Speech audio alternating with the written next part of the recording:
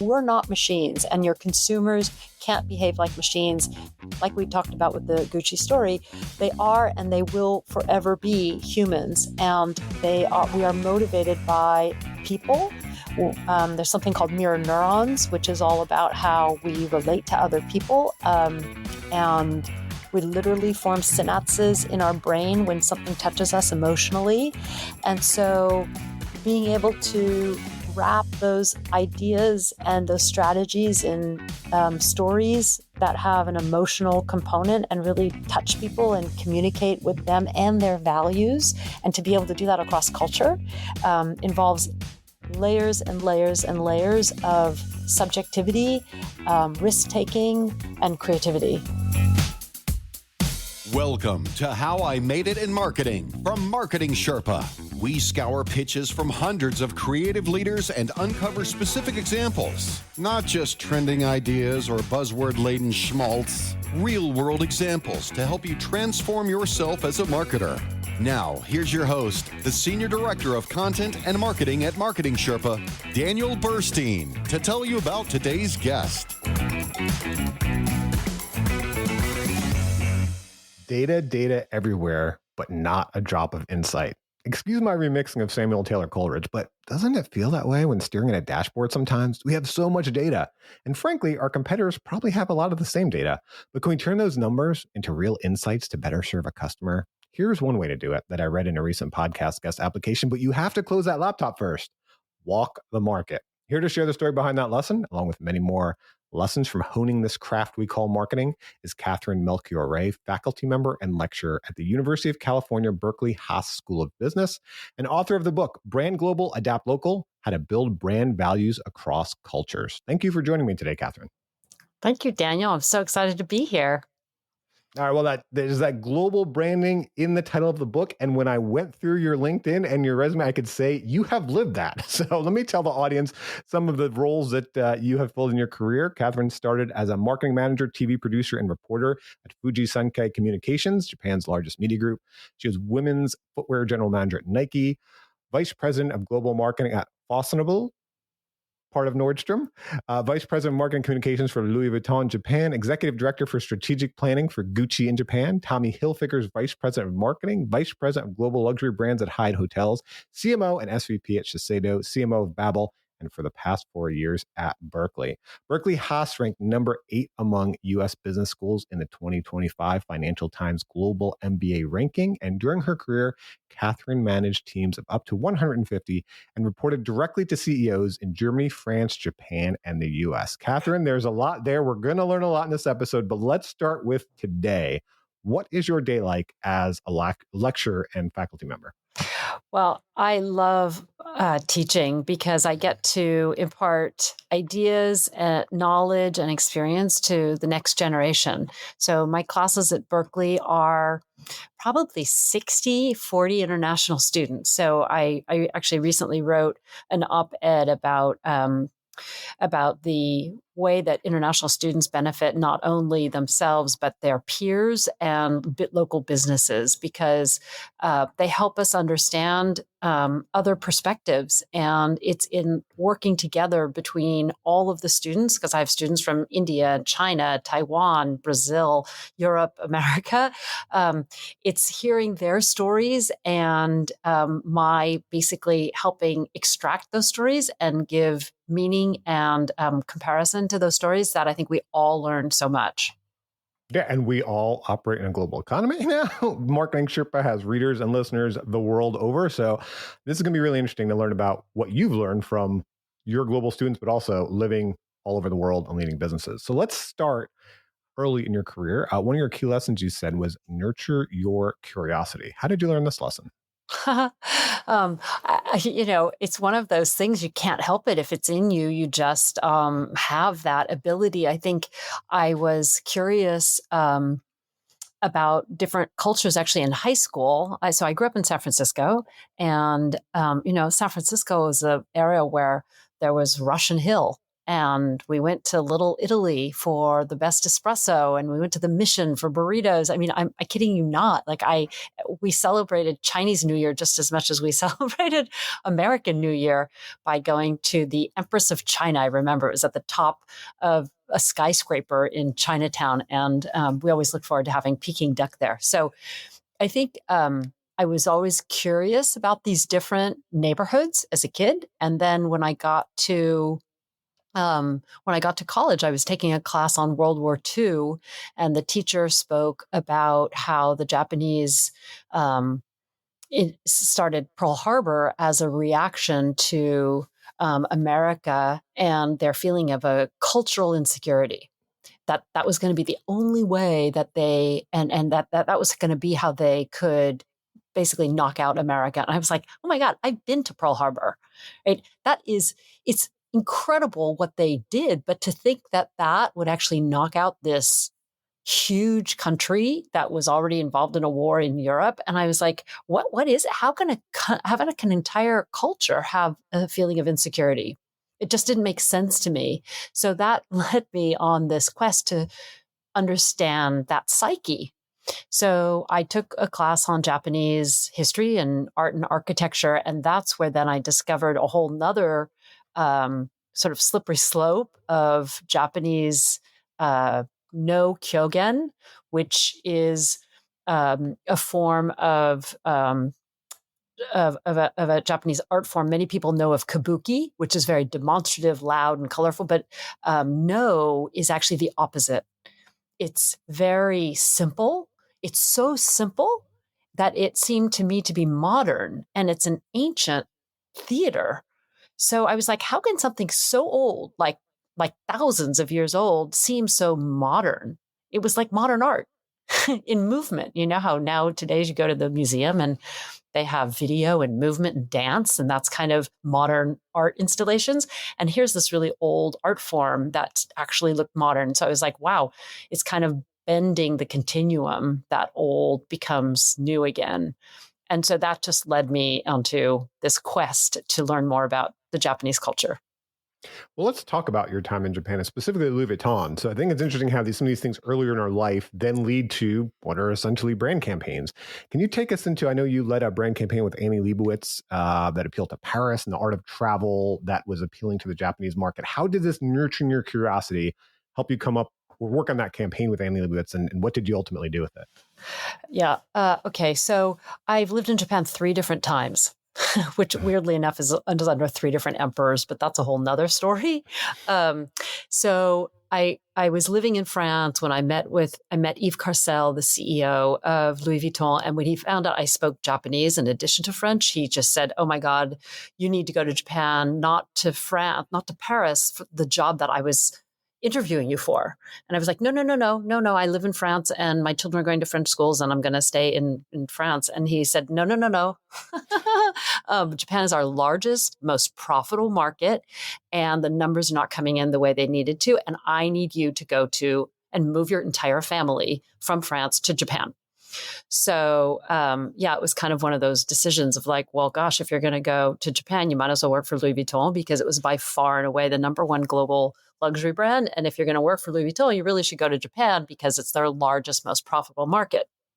Okay, so it didn't take that much convincing, but we uprooted ourselves. And when I got to Japan, I think my interest in Japanese history and culture served me very well because I could start to, through research, kind of stitch together these periods after World War II, of course, which I studied in college, and this huge resurgence that Japan had worked really, really hard on that had made it so wealthy, relatively speaking. That was the era when Sony bought Universal Pictures and they bought Rockefeller Center. And actually, that was when I was working for Fuji Television. So no, the second time was the end of that era. And so research started to show us that this psyche of hard work, determination, and wanting to really be a part of the global game was starting to turn.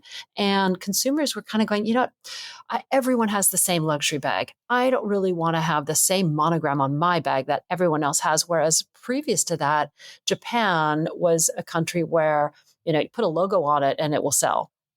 And so it was a much more subtle, nuanced evolution that was going on in the market. And I had to figure out what to do.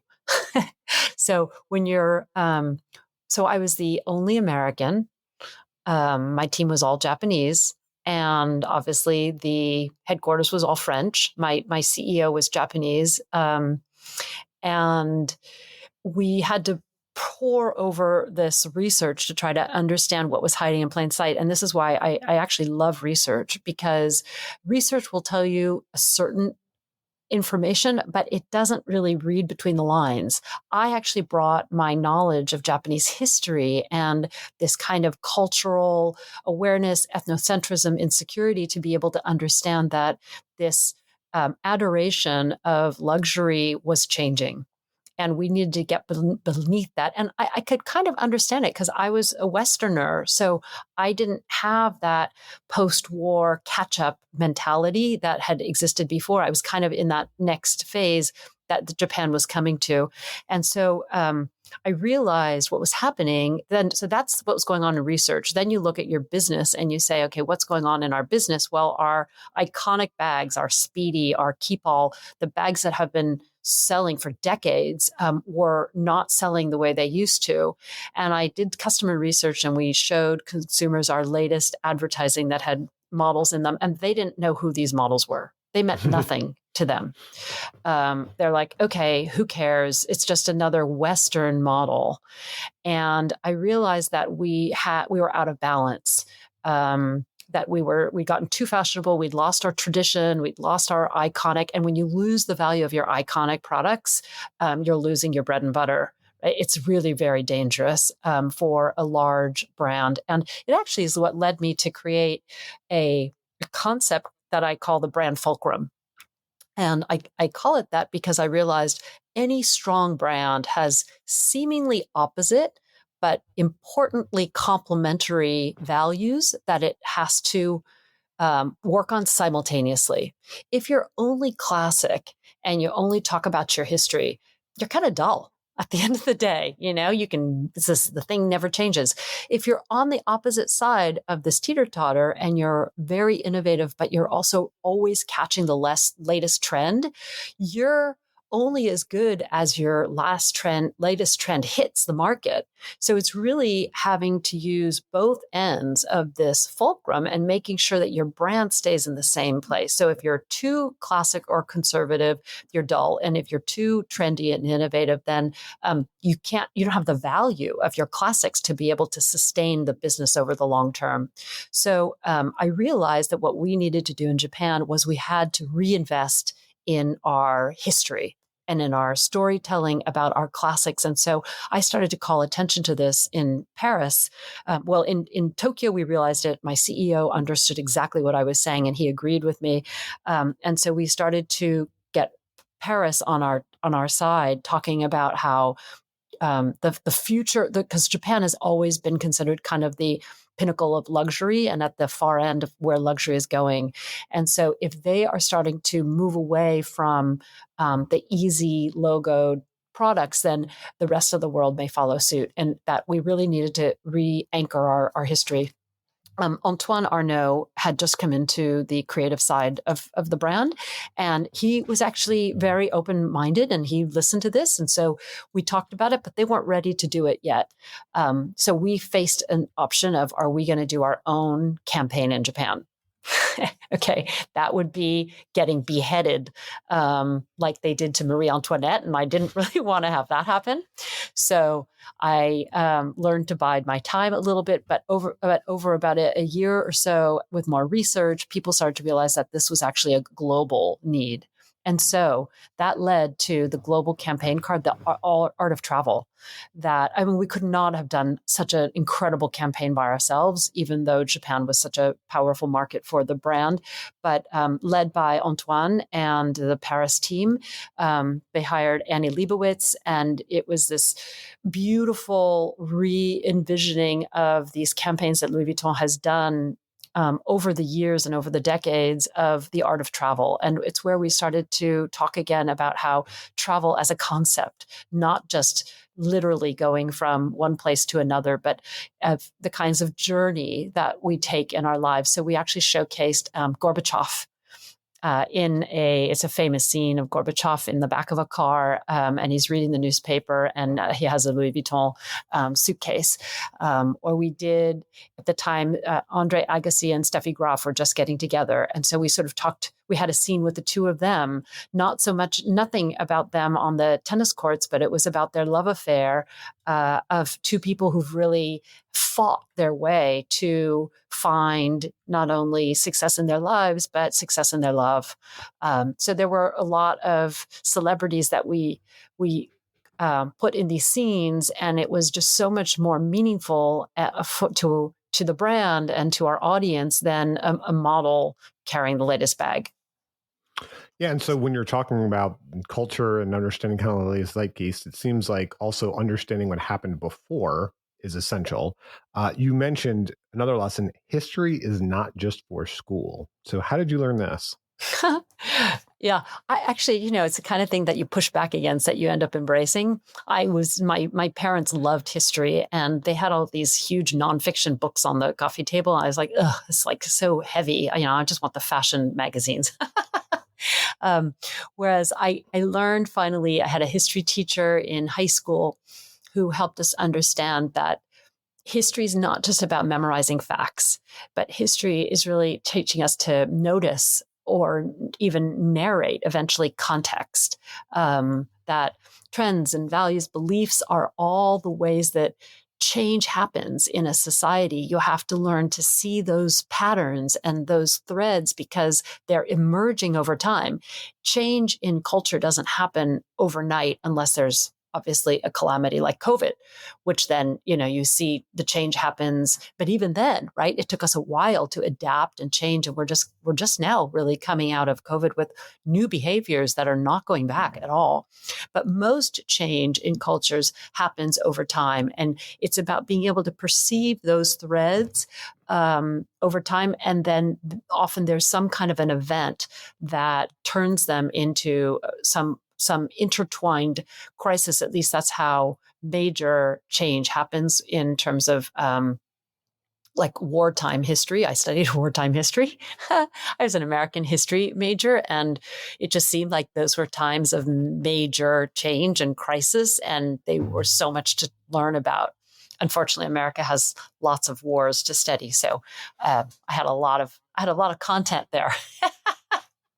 So yeah, I learned to appreciate history for that, for those reasons of the fact that it gives you a framework, if you will, to understand culture, and it gives you the skills to be able to create a narrative as to why something is happening in the present in terms of what happened in the past. But also, I realized over time that that's an incredibly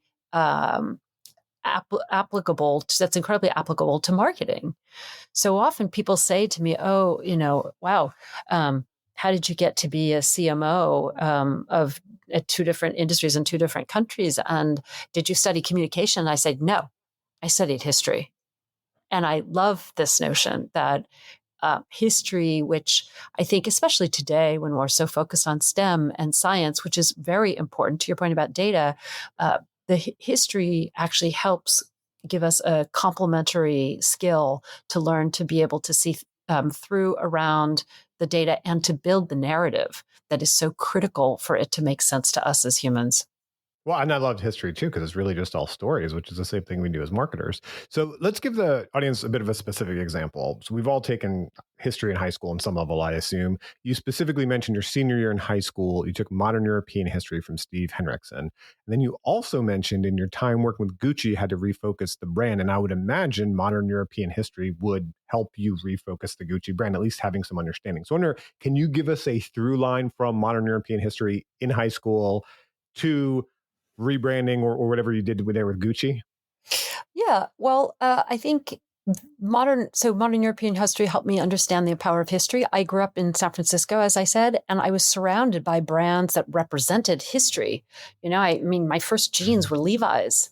So we all learned California history, and the 49ers, our football team, by the way, who, the 49ers were the gold diggers who came out and needed strong pants to be able to work in the mines. And that's how Levi's created that. So the 49ers, Crocker Bank, Wells Fargo, which is where my parents banked, was started because it was the post office system that went across the Continental Divide. So I realized that brands emerge from culture and are very, very tied to culture, and that they derive a lot of their value from culture, as I talked about with Louis Vuitton. So after Louis Vuitton, I worked for Gucci, and Gucci is another incredible brand with incredible history. And when I was working for them, I came in and they said, "Oh, okay, Catherine, you got to help us. We are seeing again a change in our market, and we have a really big launch coming up with a series of rings. Every year in May, we launch a series of rings because a lot of people get engaged then, and." For the first time, our sales have not been increasing. And so I said, okay, well, we don't have a lot of time. So show me the ring that you're planning on doing. And they showed me a ring that, I kid you not, it had interlocking G's and a heart on it. And they were going to call it Gucci Love. It's like, okay, guys, this is not respecting the consumer. Right? I mean, it is just it's too obvious. It's too trite. There's no meaning there. I get it. The interlocking G's have value and a heart has value, but to throw those all on a ring and expect it to just do really well is the wrong expectation. It's the wrong approach. So I said, okay, what am I going to do? Where are we? I was again in Japan. And I knew about the history of how the Japanese consumer was moving away from simple messages, but I had to figure out how to anchor this launch. Well, I went to Florence, the origin of Gucci, and I wanted to go to the archives and to learn about the history. And well, in those days, the archives, and I kid you not, they were on the second floor of a non-air conditioned old building in the middle of Florence. And there was one person working there. And I, came in, I'd come all the way from Japan. And I said, well, I'm just trying to find inspiration of the brand. Like I want to know more about it. I mean, obviously there were documents and papers that explained the history of the brand, but I needed something for this. So, there were a lot of prior fashion clothes on models, but it was not a place. Customers didn't come there. The public didn't come there. Even internal people rarely went there. And there was also a file cabinet. And in this filing cabinet, you would open the drawers and there were just layers and layers and layers of these old prints of the old scarves. So Gucci used to do these incredible equestrian looking scarves with, again, interlocking G's. And as I explored further on the wall, I saw a frame of an old advertisement. It was black and white, and it was from the newspaper in the 30s in Italy, and it said regali per tutti, which means gifts for everybody. And it was just a newspaper ad, right? And it said, Gucci. It didn't even have the interlocking G's at the time. And I was like, regali per tutti. I know enough Italian to know that means gifts for all. And I was like, regali per tutti. Okay, we should really you leverage this. This is our history. What's this about gifting? So I started to realize there's a lot here in Italy and what we could do. Meanwhile, at the time, Frida Giannini was our art director, and she was moving the creative headquarters where she worked from to Rome, because that was her hometown and she was more inspired there. And so we were redoing our flagship store in Rome. And so I was at Rome for another event, and I was thinking, what is Frida trying to teach me? And, and so I was in Rome and I was looking at all the signs, Roma, Roma. And I was thinking back to now my rings with the hearts on them. And I was like, okay, Gucci. I was like, well, how do you say love in Italian? Because we have to get rid of the English. We've got to go more authentic. We've got to go back to the country of origin. And I realized that love is amor, Amor. And that backwards is Roma. So Rome is literally, the word is love backwards. So I suddenly had my idea, and I realized that we would do this collection as a gift from Frida Giannini herself to the Japanese audience in celebration of her love for her hometown, where we were moving the creative headquarters. And so suddenly now we had Icon Amor is what we called it. Icon meaning the interlocking G's, Amor, Amor. And then I shot the campaign in Rome on these beautiful old cobblestone steps with the Colosseum in the background. And I got the team, while they couldn't change the product, they could expand it to a collection. So not only did we have yellow gold, but we had white gold and rose gold. And so it was a collection of 3 rings in a exclusive collection for Japan in honor of the celebration between Rome and Japan. See, what you just said is everything I love about marketing, right? I mean, one is digging for the heart of the story, which you did in a beautiful fashion there. But the other thing is adding the value to the actual product itself, right? So there's the actual real value that we deliver with our products and services, whatever that may be. But there's also the perceived value the customer has. And by bringing out that culture and heritage of Gucci and what was going on there, not only did you obviously market and sell or whatnot, but whoever bought those products, they valued them more because they understood it on a deeper level. And that, to me, is the craft of marketing. So I love that. Absolutely. I completely agree with you. And it's why I think the front lines of marketing is always your service representatives, whether it's on the phone or in the store.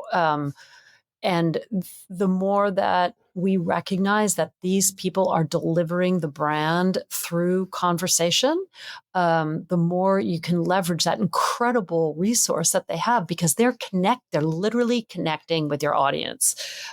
So the rest, we spend all this money on our website and on communication and advertising. And I think, training and development and investing in that front line is incredibly valuable.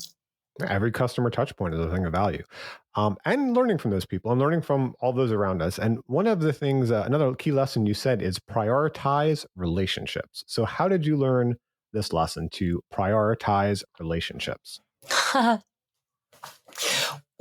Well, I think it's really what's kept me connected to people as I've lived around the world. So as you mentioned, I've lived across the U.S., in France, Germany, and Japan.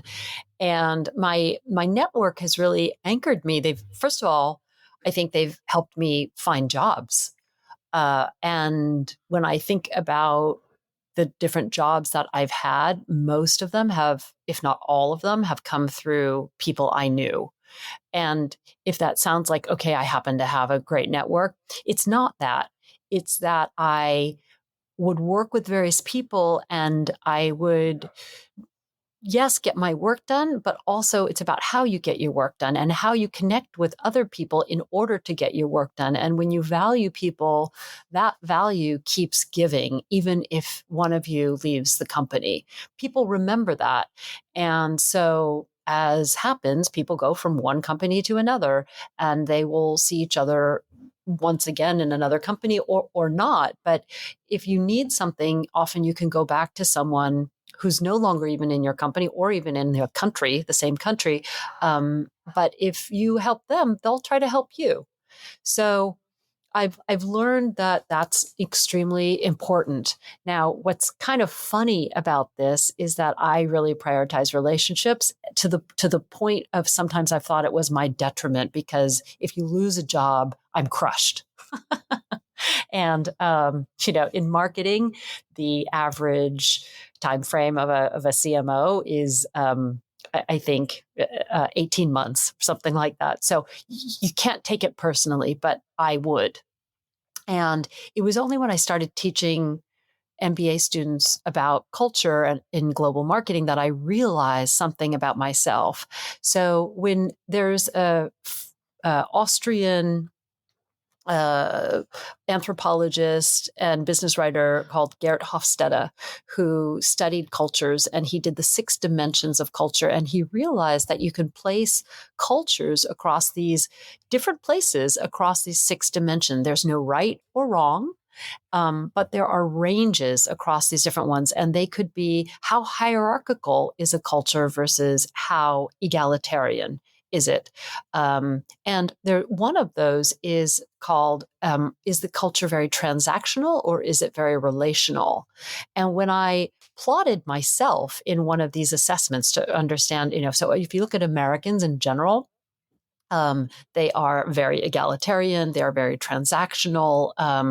Time is money. They're very focused on getting things done. And in terms of like communication, are they direct or indirect? What's interesting, they're on the direct side, but it really depends where they are in the United States in terms of actually how maybe they're more indirect or passive aggressive than direct. But when I plotted myself, I didn't come up along a typical American profile.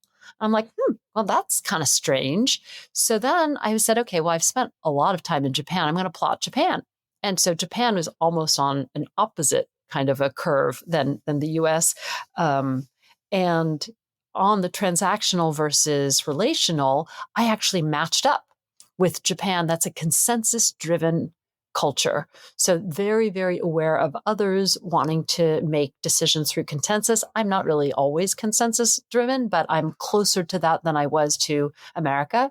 I then plotted the French culture, which I found out was kind of somewhere in between, not exactly. And I actually matched up pretty closely to the French culture. And I realized growing up in San Francisco, I attended a French bilingual school.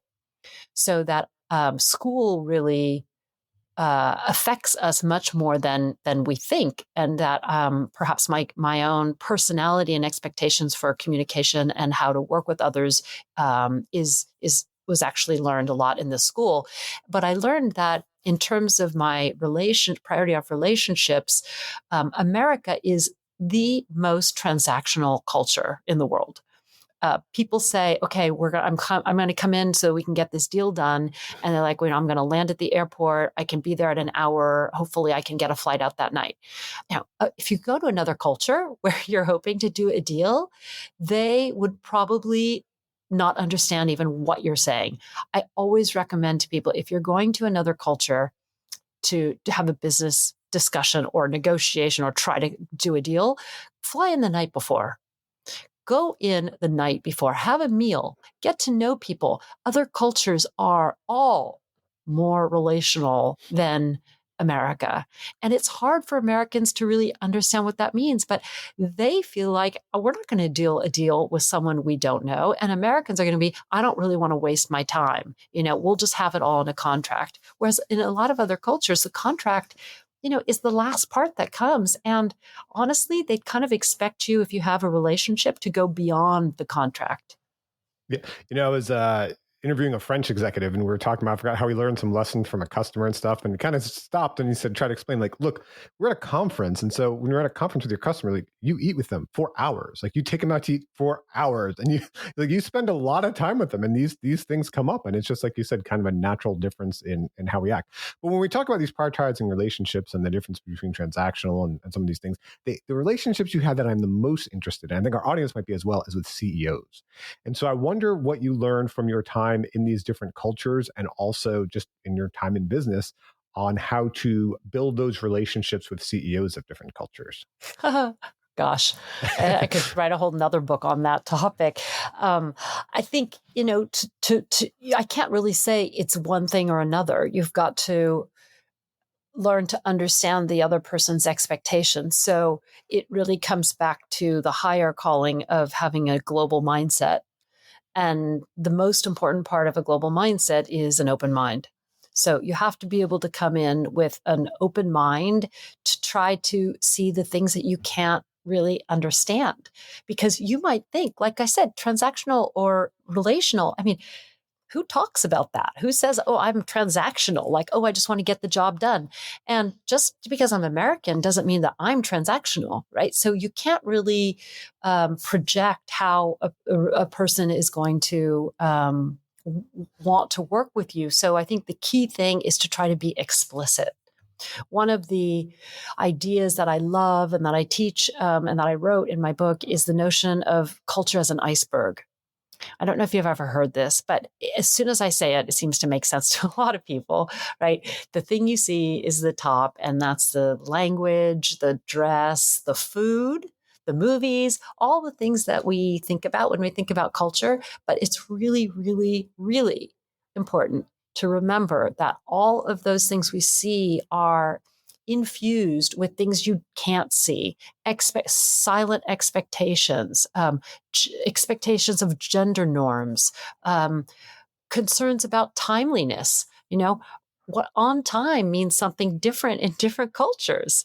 I change my watch when I fly to Tokyo. I have to set it ahead because otherwise I will always be late in their eyes. And so, all of these things are hiding under the water.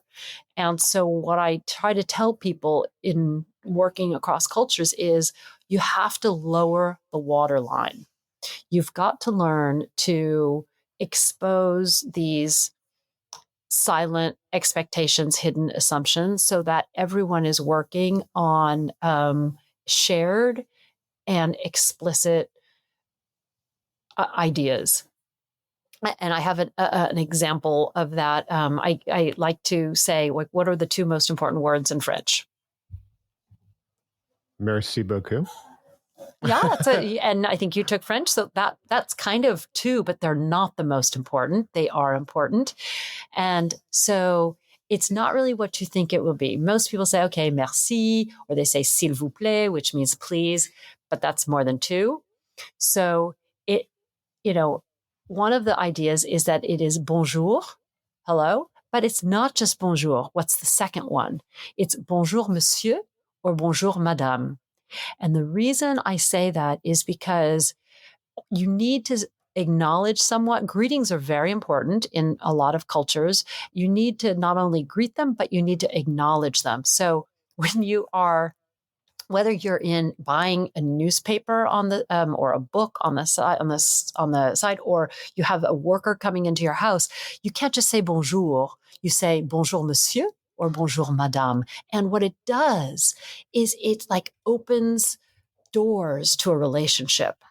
It says, I see you and I recognize you. And that in that culture is kind of like, okay, now we can have a relationship. Now we can engage in something, even if you're just going to buy a stick of gum. I mean, really. And if you don't say it and you say, do you know where this is? They will turn to you and say, bonjour, meaning you did not bonjour me. You know where I see that too, like just even here in America, is on Slack sometimes, like Slack or any whatever versions of that. I work remote. A lot of us work remote now. It can be so easy to go directly for that transactional. Okay, where's this thing? Do this, And I work with a colleague. He's always so good about saying good morning and this and that. And he's kind of slowed me down a bit to say, you know what, we don't want to like get rid of those niceties just because we're trying to work remotely. It depends on whom you're speaking to. If you're in the US and people are just going back and forth, it's like, can you do this for me? Can you do that for me? Blah, blah, blah. Like it's fast and efficient. And that's our value system. But if you're speaking to lose something, like you said, even in America, I feel like we can lose something. Yeah, no, I mean, we can, but some people don't care about losing that. That's true. It's really it goes back to everything, like knowing your audience, which is where we started with, how do you work with CEOs of different cultures? And it's about understanding, look at them like you do in marketing. Who's your audience? Your audience is the CEO. And what does she want? And what are you going to deliver for them? So, and how do they want to work as a team? It's not easy. And I think I counted, I had something like, 15 CEOs of 9 different nationalities. Okay. Well, speaking of relationships, the whole second half of our episode is going to be about relationships, collaboration, and people Catherine learned from. But first, I should mention that the How I Made It in Marketing podcast is brought to you by MechLabs AI, the parent company of Marketing Sherpa. You can turn your IP into a new revenue stream with MechLabs AI. You may qualify for a $5,000 voucher to build your first product on MechLabs AI. Talk to MechLabs AI, ask it yourself, it'll give you all the details. You can do that at mechlabs.com/5K voucher to learn details, requirements, and answer the 7-question voucher application. That's meclabs.com/5K voucher, mechlabs.com/5K voucher. All right, Catherine. So let's jump into, as I mentioned, the second half. We talk about, the first half, some of the things we built. The second half is some of the people we collaborated with and learned from to build those things. The first lesson you mentioned is walk the market. And you said you learned this from Konishi-san, the director of business development at Fujisankei International. Yeah. So Konishi-san, he was such a sweet man. And so you have to picture this. I was working for a Japanese TV network, first in Tokyo. And after 2 years, I was sliding down the steep Japanese culture. And I didn't even know any foreigners. And I was like, okay, I got to get out of here. So I took a transfer to New York.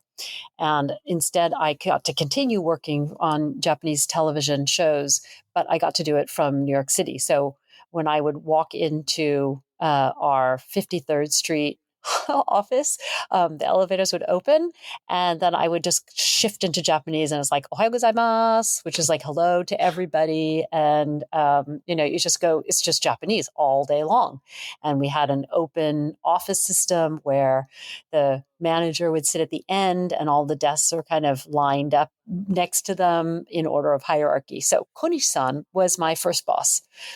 He had come, I don't know, he was trained to be a dentist, and then he liked opera, and somehow he got into the business side of television and was sent to New York. It worked for him because since he loved opera, he could go to see the Metropolitan Opera. And in fact, it was, again, this era was when the Japanese had their real estate bubble brought a lot of income and value to organizations. So we had a lot of money and a lot of expense accounts, and we had a lot of visitors. So he bought 8, and I kid you not, 8 subscriptions to the Metropolitan Opera for when we had guests, but we didn't have guests every single week. So otherwise he was like, hey, Catherine, Kassadin was my name, Kassadin. You say, Catherine, bring your friends. We have all these extra opera tickets. I would just call friends. Anyone want to go see, Luciano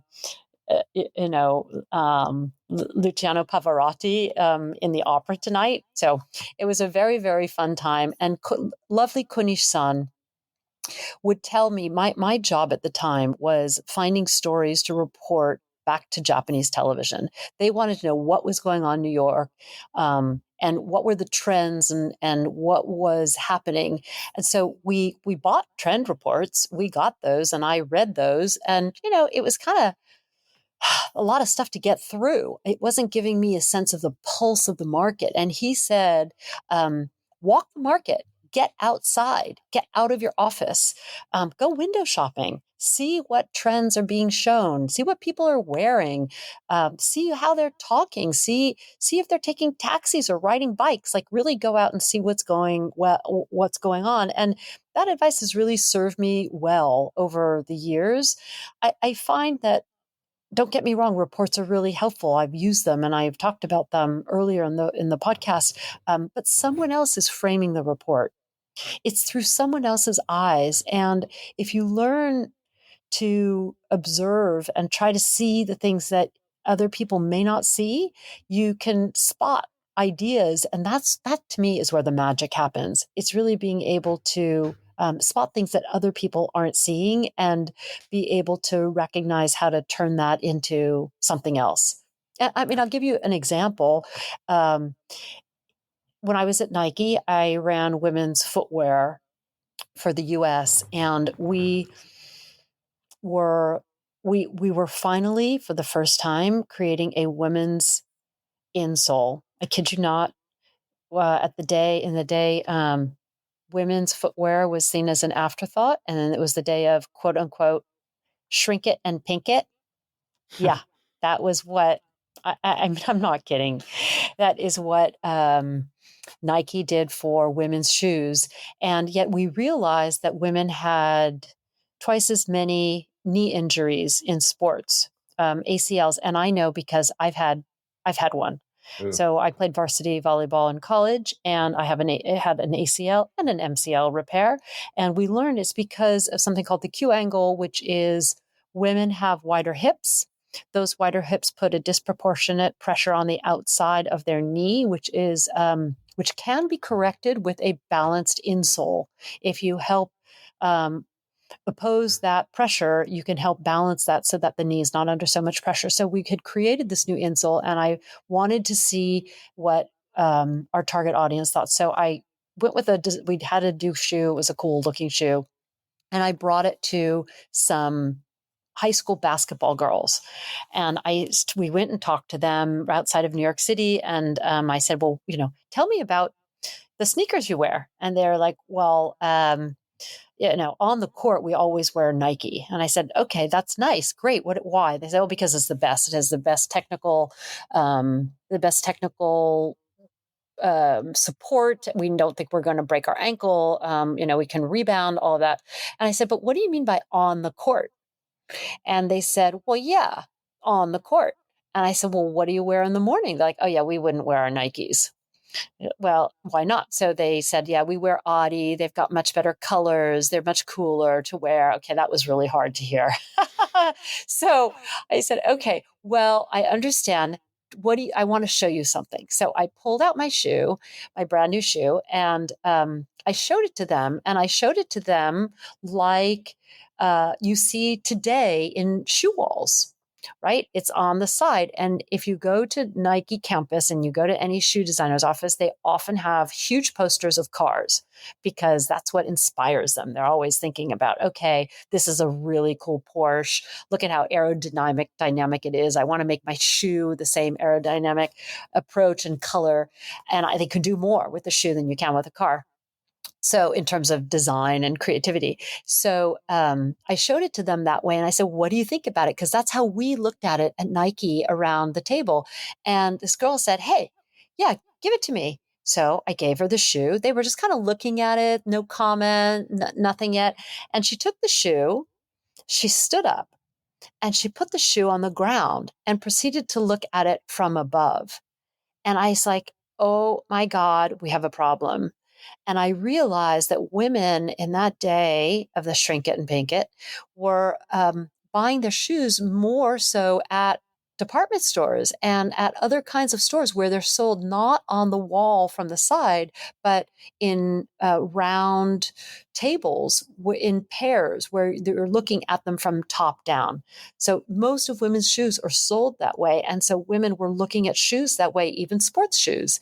And so I realized no one said anything. There was no report that said the woman put the shoe on the floor and stood up and saw that she was looking at it from the top down. But I saw that. And so did the designer. And we both saw this and we realized, okay, we're looking at it all wrong. And this was in the United States with American consumers. And I had been a college athlete too, but I hadn't dawned on me how much we had a blind spot in terms of how we were really trying to create something for a consumer that had different expectations and different shopping behaviors. So not only did we change the design, but we opened distribution to the department stores. I mean, what a great insight into the customer. But let me ask you this, when I heard the Welcome Market story, this is the thing that most interested me. I wonder if it ever helped you internally with pitching or winning arguments, right? For example, when I interviewed Dave Anderson, the vice president of product marketing at Content Square, one of his lessons was telling stories with data creates internal momentum. And kind of, as I said in the beginning, we all try to use data to build this case internally, but depending on who you're pitching to, either their eyes roll or there's different numbers, competing numbers. But I feel like having those specific insights of walking the market and seeing things could add the rich color to the data to be able to get, you worked in some very large international organizations, to be able to win approval of the things you needed internally. And so I just wonder if that walk the market approach, because when people are listening now, I feel like not all of us, but a lot of us have become a bit of hermits when it comes to marketing. We just have our, eyes down. We're looking at the dashboard. We have all the data. That's all we need. And we forget we need to go out there and actually talk to the customer. So I want to encourage people to do that. One of the things I think that would excite them is to win approval internally. Just wonder if this approach has ever worked for you there. It has worked. So another example I'll give you is about Japan, right? So most Japanese commute by foot.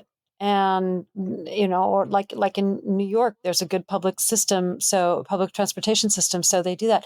And it's looking at that so that when a customer says, I got to get my cell phone out of so with a salary, what's called a salary man, this is in the book. And when a business person says, I need to be able to access my phone quickly, when you see the Japanese subway system and how people are pushed into them during maximum rush hour where you cannot move your arms. I'm telling you, you can't move your arms. Wherever your arms are, they're stuck unless you're going to kind of inconvenience people and try to rearrange them.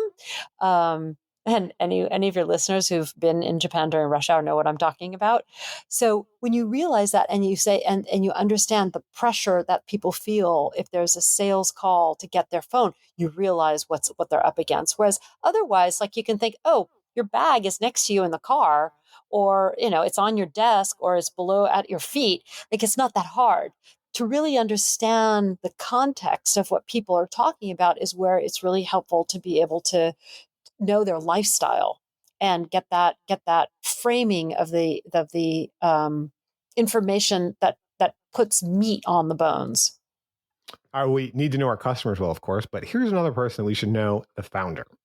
So you mentioned that you learned to infuse a founder's values into the brand. You learned this from Gun Denhart, founder and CEO of Hannah Anderson. How did you learn this from Gun Denhart?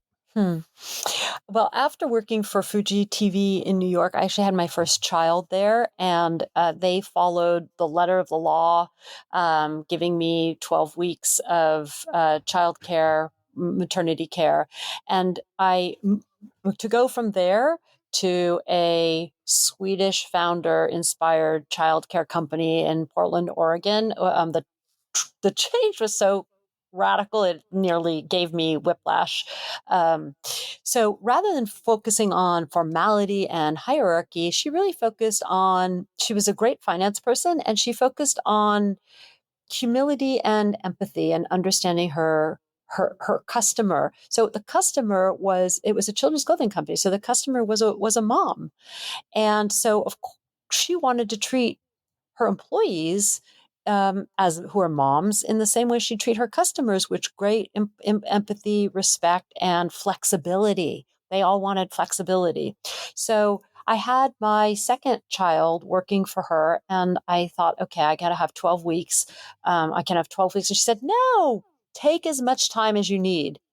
I was responsible for international. So I was helping the company expand internationally. So, calls at different times of day or night. And she was absolutely firm that I should take as much time as I needed. And what happened? I actually went in before the 12 weeks. She gave me so much flexibility and support that we had a really big meeting where we were talking to USPS about creating a unique deal to ship packages to different countries, and they were flying in. And so what did I do? I used my best judgment, and I brought my 8-week-old son in his car seat, and this was way before COVID and work from home and, people blending their lives together. This was in the 1990s. And I just brought my son in and I put him in his car seat in the corner of the room, and we had the whole meeting, and it was really great. And he was cute as cute could be, of course, wearing his Hannah Anderson jammies. But it made me realize that, first of all, there are no rules. Yes, we have laws, and the laws are different from country to country, and businesses have to abide by those. But if you're starting a company, you have to abide by governmental rules, but you get to make up how you want your company to operate, what you want your culture to be about. And it certainly behooves, I think, any business and any brand to be able to be as consistent in your values that the brand is communicating to its customers and the way that the business serves its employees. Because if those employees are living day to day, hour to hour, those values in how they show up at work and how they collaborate together, and then those customers are naturally going to be creating campaigns and programs and initiatives that are going to represent those values to their customers. So that's where I learned that you can really think from the inside out and set up your company with the values that are important to your brand and your business. And then those values will be lived, and it will be lived by in the employees, who will then create all the business rules and initiatives and actions that reflect those brands in the larger economy. Well, that's great for that internal management of the company. And that's a great story of that. And by the way, your son has a great story of his first business meeting. But I wonder, when we talk about ourselves as marketers and messaging and branding, do you have any examples of how you included something from the founder in the value proposition articulation for the brand? And I'll give you one quick example. Of one of my favorite examples that I've written about is a brand called Booby's Fine Foods. And they basically make pickles and different types of products like pickles and stuff. And on the labels is Booby. Who's on the labels is, in the logo, all of it, Booby's Fine Foods. And Booby is both a fictional character in a sense, because it's this Booby was not actually the founder of the company. I think it was some bankers, but also a real person, because this was the picture is the founder's Booby, which means grandmother. And so I just always thought that was a great way of just how they kind of weaved in this partly fictional but partly real character into the value proposition articulation of the brand. So we're talking about founders, Catherine, and I know you work with some brands with some major heritage. Have you ever been able to get the founders, something from the founder into the actual value proposition articulation? Absolutely. So, I mean, staying with the story about Hannah Anderson, is we created an idea that was part of her view of, she's Swedish, so she's very concerned about the environment and sustainability, and the notion and creating something that lasts. So that we knew that these long fiber cotton clothes lasted well beyond the child size, that they were literally going to grow out of them when there was still more life to the product. And so in order to show the quality that she believed in of investing in long-term values, we actually created something which we then called the Hannah Down, Hand Me Down, Hannah Down for Hannah Anderson program, whereby we would buy it back. We would buy back your used clothes. And it was called a name for the company, Hannah Anderson, which was also named for her grandmother. So Bubby and Hannah, grandmas are great. And so we created a program called Hannah Down, where to show customers that we had such confidence in the longevity of our product that we would literally buy it back. And so for customers who wanted to sell it back to us, we would give them a discount on future purchases. And then we would take those same clothes, and we wouldn't necessarily resell them, but we would then donate them to children in need. And it was just a win-win. It was the first time I had really discovered this triple bottom line, and the notion of being able to do right, not only by your customers and your employees and your shareholders, but by the economy at large. And it literally changed my life. And I hate to say it, but I put this woman, Gundenhart, into my will. Wow. Yeah, because I thought, when all is gone, if I die before my children are grown, because they were little at the time, this woman's values are so good. She will know what to do. Oh, wow. That's wonderful. Well, let's talk about the values of a brand. When we have these artificial constructs we call brands or companies. Earlier, you talked about that kind of fulcrum when it comes to a brand. There's that deep heritage it can have, but also we have to, be cutting edge in some way. And I think you summed it up best with this lesson: combine audacious risk taking with care. You said you learned it from Eve Carcel, CEO of Louis Vuitton. How did you learn this from Eve?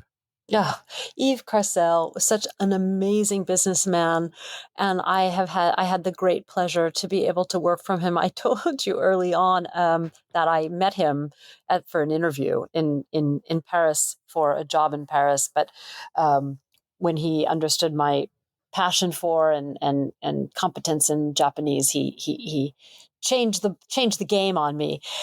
And this man, to his credit, so first of all, I was 45 minutes late for an interview with the CEO of Louis Vuitton. I kid you not. But in France, that's fine, right? Japan, it would have been bad, but France, it's fine, right? No? No, No? even Okay. then, his Okay. secretary on my third call was like, "Surely, Madame Ray, you jest." But I'll see. And to his credit, and he had nothing else to do. It was late at night, and he had a dinner, so he agreed to see me. And so we got to know each other. But I bring that up because it shows you the CEO, like just out of a sense of position and humility, he might say, "I'm not going to meet with this person because she's kind of insulting me." But he didn't. He realized that I was a foreigner in Paris at Christmas time, and got in a taxi that didn't move at all. Or maybe he didn't realize that, but he was kind enough to be able to listen to my excuse. Anyway, he met me, but it represents the kind of things that he did. So he is the reason why Louis Vuitton is as incredibly large and powerful as it is. He took it from the late 90s, when it was really more of a traditional provider of good handbags and trunks, and he expanded it into fashion. So he was the one who said, you know what, we need to expand the notion of what this brand can be and mean, and we're going to get into the fashion world. It didn't have a history in fashion. It made leather goods. It started as a trunk maker. So it was his idea of that to really infuse a whole new dimension of creativity and I think excitement and the sexiness of appeal, because let's face it, trunks are trunks. Your suitcase is your suitcase. And so it was an incredible idea, and it brought in such a charge of energy into it. And that was kind of his thinking. He was like, how can we take this and explode it beyond our wildest imagination and do it while honoring the brand? So, no doubt, the ideas that I got from the brand fulcrum, or the audacity that I learned, was from Yves Carcel, with the reputation he'd had of being able to do it, the challenge he instilled in us to think beyond the ordinary, and the support that he would give us if we did something wrong. Because, for instance, I was able to lure Madonna into her first Louis Vuitton shop. I mean, could you believe it? She had never been, I couldn't believe it. She'd never been into a Louis Vuitton shop. And I was doing a campaign around some photographs of her, and my budget had gone way beyond what was allocated. And I had to figure out some way to get control. But there was no way I could lower the budget. And so I realized I just have to increase the ROI. Right? If you can't lower your budget is based on a certain kind of ROI. But so then if I increase the deliverable, the only way I could increase deliverable was to get Madonna into the store. So she was coming to Tokyo for a tour, and I realized that's what I had to do. And so I did. I got Madonna to come and visit a Louis Vuitton store, and I toured her through the shop. We bought stuff for her children, Lourdes and Rocco, and I knew I had a bank of cameras out front because she came in through the side door just in case she showed. And so she wanted this leather jacket. And so I said, yeah, just why don't you just here, don't worry about it. We'll send the things to the children to your hotel and you can just wear that. And so she literally walked out the front of the doors in new Louis Vuitton sunglasses and a leather jacket. And it was all over the news that night, the next morning. And I said, okay, to my boss and to Yves Carcel, we're giving her that leather jacket. And he said, Catherine, Louis Vuitton doesn't discount. I was like, what? And he held the line. He said, we do not discount. That's not what we do. It is a rule and we won't do it. So I was like, oh my God, like that. But don't you see what I did? And so, then I had to go back and then with my CFO, a CMO's best friend is their CFO. He said, don't worry about it, Catherine. We can bury it. And so we just absorbed it fully. I realized that was what we could do. I could just absorb it entirely rather than offering a discount for all of her clothes. And my CEO in Japan covered me. So, Yves Carcel was one of those people who just pushed people to think beyond it. I once had to present in Paris my budget. And again, remember, it was the largest business in Japan, the most profitable. If something went wrong, I would get a note from Bernard Arnault directly in Japan and have to stop a meeting and respond to Paris. So everything we did was under scrutiny. And I presented my budget and there were I felt like 12 financial people in the room. And I was the only woman and it was in Paris. And after I went through all of this showing a measly, I think 3% growth year on year, Yves Carcel turned to me where I was squeaking out my budget, right, under terrible pressure. And he turned to me and he said, what would you do if you had 5 million more euros to spend in marketing? I'm like, what? That was not what I was expecting. I was expecting people to grill me on how I was going to get our sales up to where they were, not giving me more money in a challenging market. And that's how he thought. He just kind of was like, okay, we're going to pull a rabbit out of a hat. And indeed, we did the first Louis Vuitton fashion show outside of Paris. And we created an entire dome in a park in Tokyo and created what was considered by WWD to be the top fashion show in Japan that year. So I think it's that kind of thinking of either thinking out of the box or when you're down, don't stop taking risks. But be sure to, as I said, he would say no when it was a no. Be sure to honor your brand values all the time because then people know you stand for something. They know where they stand. And I think it was just really an incredible lesson to work with someone like him who shared such incredible business acumen on the one hand and yet such humanity on the other. Well, one of the things I'm really interesting when you're talking about that is, do you have any examples? A lot of these campaigns are the choices we make, the specific choices we make in different decisions. And I wonder if you had any examples where you had to make a choice between balancing that legacy and that edginess. Because when you talk about Yves Carcel, you mentioned he kind of brought Louis Vuitton into the fashion world. I think you mentioned he was famous for hiring Marc Jacobs as his first creative director, right? So Marc Jacobs, there is a brand there kind of who that individual is. And then there's a brand of Louis Vuitton's legacy. And so I just wonder if there was any choices or decisions or thoughts you could take into how you had to kind of balance those two worlds and make them gel together. Well, as I said, I think the story of the art of travel is a really good example of that. So we were going more and more into trend and fashion, and it was realizing through market research and sales data that we couldn't continue in this direction. So, what do you do? Is it that your innovation is just misaligned? Do you just need more innovation? Should we align with a different fashion director or a different artist? At the time we were working with Murakami. So was it that, Murakami had lost his luster? I mean, what was it? And I went in the other direction.